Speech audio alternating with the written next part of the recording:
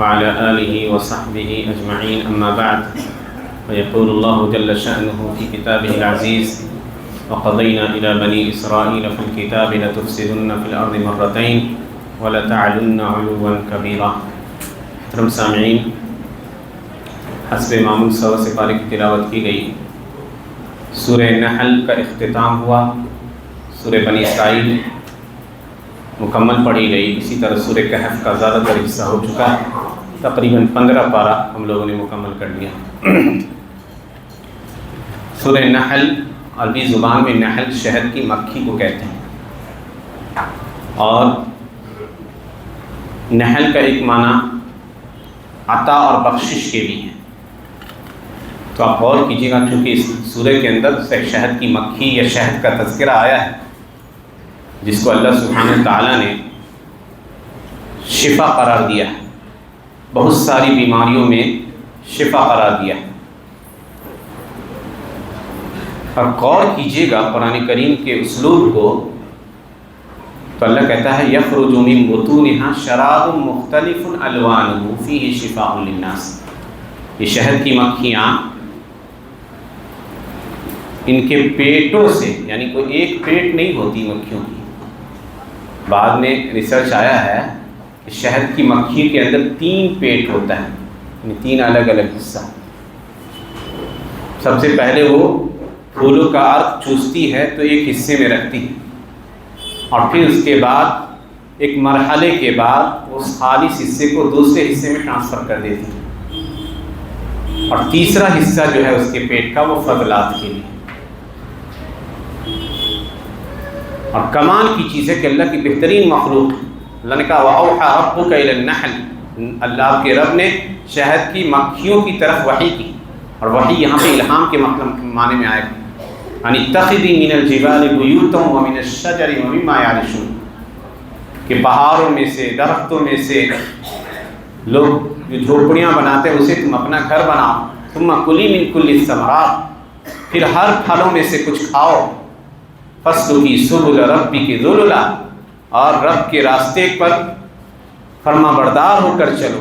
یخرج من بطونها شراب مختلف الوان فیہ شفاء للناس. نبی صلی اللہ علیہ وسلم فرمایا کہ شفا 3 چیزوں میں، فی شربت عسل، شہد کی گھونٹ میں، او شرطت محجم، یا پنچنا لگوانے میں، حجامہ، او کیت نار، یا کوئی ایسی تکلیف ہے، زخم ہے جو نہیں ختم ہو رہا ہے، کہا آگ سے داغنے میں، اور میں اپنی امت کو آگ سے داغنے سے منع کرتا ہوں. اور کمال کی چیز ہے کہ ان شہد کی مکھیوں کا اس دنیا کے اندر جو پھول پودے پتیاں ہیں، ان ساری چیزوں کے وجود میں اہم کردار ہے. اگر یہ نہ رہے تو جو ان کا اللہ سبحانہ تعالیٰ نے جو پولینائزیشن کا جو کام دے رکھا ہے وہ ختم ہو جائے گا. سمجھیے دنیا میں کھانے پینے کی اناج کی چیزیں نہ رہیں. اسی طرح اس سورہ میں اللہ نے اور بھی بہت ساری نعمتوں کا ذکر کیا. اس لیے علماء کہتے ہیں کہ اگر اللہ کی نعمتوں کو جاننا چاہتے ہو تو 14ویں پارے کی یہ سورہ پڑھو، سورۃ النحل. کھانے پینے کے تعلق سے نعمتیں، رہنے سہنے کے تعلق سے نعمتیں، لباس کے تعلق سے نعمتیں. قرآن کریم بطور نعمت اس کا نزول ہوا، یہ ایک نعمت ہے. بھلائی کی بہت ساری باتوں کا اللہ حکم دیتا ہے. اللہ نے کہا ان اللہ یأمر بالعدل والإحسان وإیتاء ذی القربى، اللہ بھلائی کا، عدل و انصاف کا، اور قرابت داروں کو، رشتہ داروں کو دینے کا حکم کر دیتا ہے. وینہی عن الفحشاء والمنکر والبغی، برائی سے، زیادتی سے، منکرات سے روکتا ہے تاکہ تم نصیحت حاصل کرو. اسی طرح اس سورہ کے اندر اللہ سبحانہ تعالیٰ نے اللہ کے اوپر بغیر علم کے بات کرنے کو حرام قرار دیا. حضرت ابراہیم علیہ السلام کو اسوہ اور نمونہ قرار دیا، اور دین کے راستے کی طرف حکمت اور موعظت سے بلانے کی تلقین کی.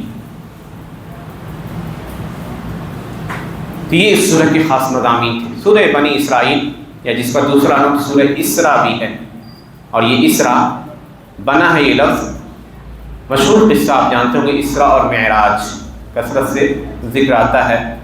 عموماً رجب کے مہینے میں آتا ہے. حالانکہ یہ بات علماء کے درمیان متفق علیہ نہیں ہے کہ اللہ کے نبی نے رجب میں اللہ کے نبی کو اسرا اور معراج کا شرف حاصل ہوا تھا. اتفاق نہیں، لیکن بہت سارے لوگ کہتے ہیں 27 رجب کو ہوا تھا. ایسی کوئی صحیح روایت نہیں آتی جو اس بات کو ثابت کرے کہ 27 رجب کو اسراء معراج ہوا. ایک قول ہے، بعض علماء کہتے ہیں کہ رجب کی 27 تاریخ کو جب اللہ کے نبی صلی اللہ علیہ وسلم کو مکہ سے بیت المقدس رات کے ایک حصے میں لے جایا گیا براق کی سواری پہ. جیسا کہ آپ جانتے ہیں اللہ نے کہا بیت المقدس کے بارے میں بارکنا حولہ، جس کے ارد گرد ہم نے برکتیں دے رکھی، لنریہ من آیاتنا، تاکہ ہم انہیں اپنی نشانیاں دکھا سکے.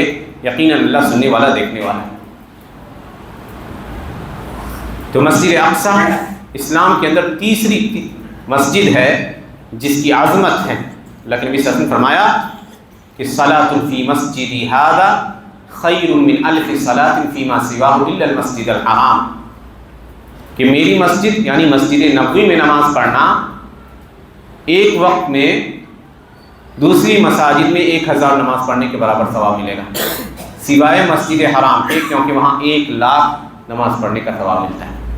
اور مسجد اقصیٰ کے بارے میں آپ نے فرمایا کہ وَصَلَاةٌ فِي الْمَسْجِدِ الْأَقْصَىٰ، مسجد اقصیٰ میں نماز پڑھنا 500 دوسری مسجد میں نماز پڑھنے کے برابر ہے. دوسری مسجد میں 500 پڑھیے گا تو اتنا ثواب آپ کو مسجد اقصیٰ میں.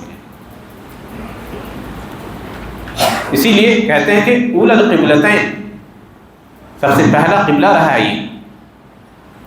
16 سے 17 مہینہ تک مسلمانوں نے بیت المقدس کی جانب رخ کر کے نماز پڑھی. مسجد رسول ہے، نبی کے اسراء کی جگہ ہے، جہاں اللہ کے نبی صلی اللہ علیہ وسلم نے انبیاء کی امامت کرائی تھی، جہاں سے پھر ان کو معراج کا سفر معراج پر لے جایا گیا تھا. بیت المقدس کی فتح کو اللہ کے نبی نے قیامت کی نشانیوں میں سے ایک نشانی قرار دیا تھا. کہا کہ 6 چیزیں یاد رکھو، ان میں سے ایک چیز یہ ہے میری موت اور بیت المقدس کا فتح ہونا. یہ حضرت عمر کے زمانے میں بغیر کسی جنگ کے یہ شہر فتح ہو گیا تھا. اور پھر عرصہ تک مسلمانوں کے ہاتھوں میں رہا.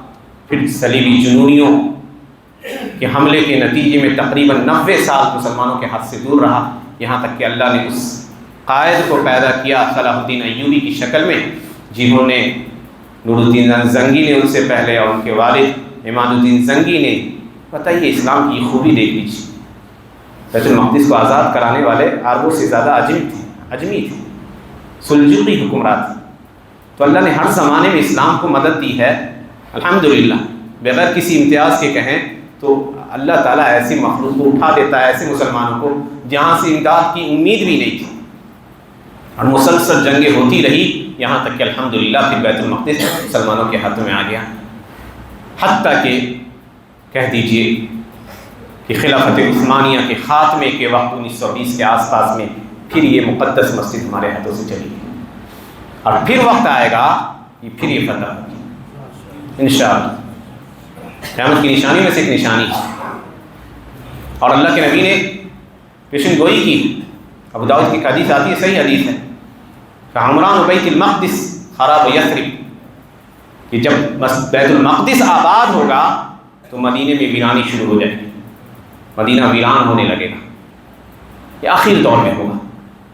اور اس کے بعد پھر قسطنطنیہ فتح ہوگا جو استنبول کا شہر ابھی مسلمانوں کے ہاتھ میں، پھر وہ جائے گا مسلمانوں سے.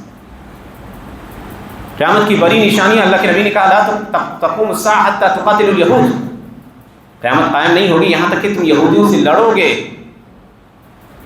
دیکھ رہے ہیں حالات بھی بن رہے ہیں، یہاں تک کہ پتھر اور درخت کہیں گے کہ اے مسلمان میرے پیچھے یہودی چھپا ہے، آؤ اسے مار ڈالو. تو یہ سارا سیناریو بن رہا ہے، وہ اللہ سبحانہ وتعالیٰ کی حکمتیں ہیں. آزمائشیں آتی ہیں قوموں پر، پریشانیاں جھیلنی پڑتی ہیں. انشاءاللہ الحمدللہ مسلمان اللہ کے یہاں زیادہ محبوب ہے یہود کے مقابلے میں.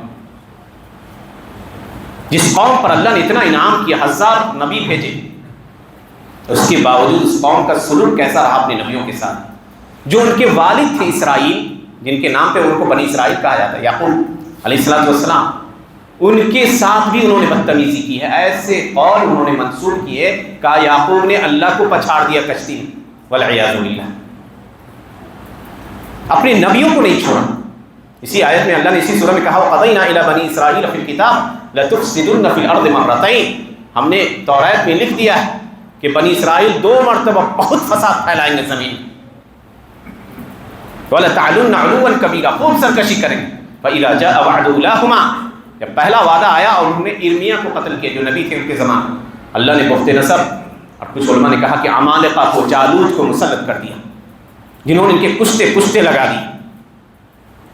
یہاں تک کہ پھر حضرت داؤد نے جب انہیں قتل کیا اسے، پھر ان کو طاقت اور قوت ملی.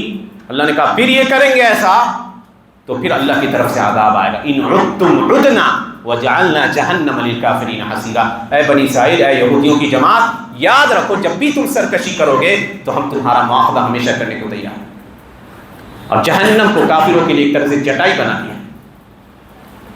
تو یہ اللہ سبحانہ تعالیٰ کی حکمتیں، آزمائشیں آتی ہیں قوموں کے اوپر. انہوں نے اپنے نبی موسیٰ کو، جو سب سے جلیل القدر نبی ہیں انبیاء میں محمد صلی اللہ علیہ وسلم کے بعد، اگر لسٹ فہرست دیکھیے تو اولو العزم 5 رسول ہیں. 5 ایسے رسول ہیں جن کو سب سے عظمت والے رسول، جن کو بڑا بلند مقام والے رسولوں کے نام سے جانا جاتا ہے.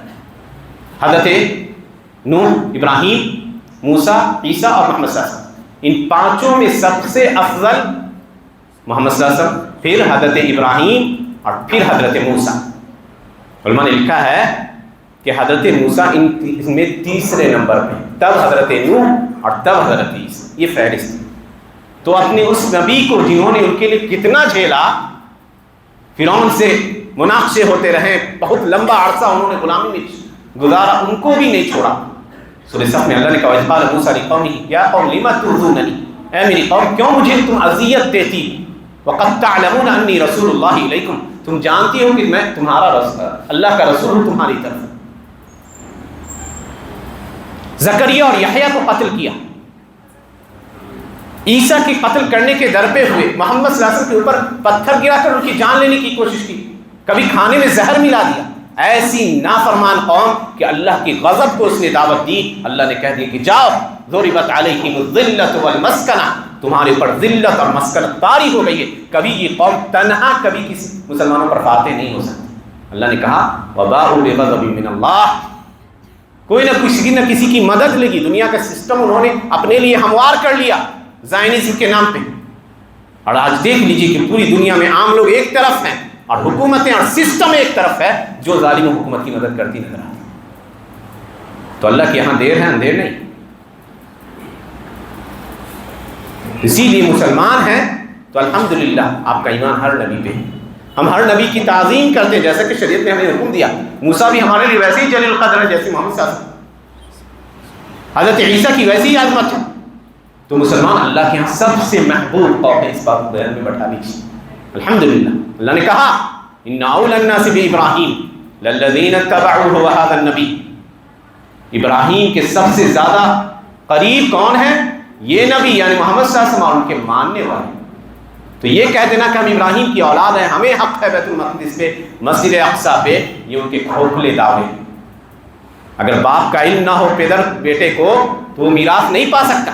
یہ تو مغضوب علیہم ہیں، ان کے اوپر اللہ نے اللہ کا غضب نازل ہے.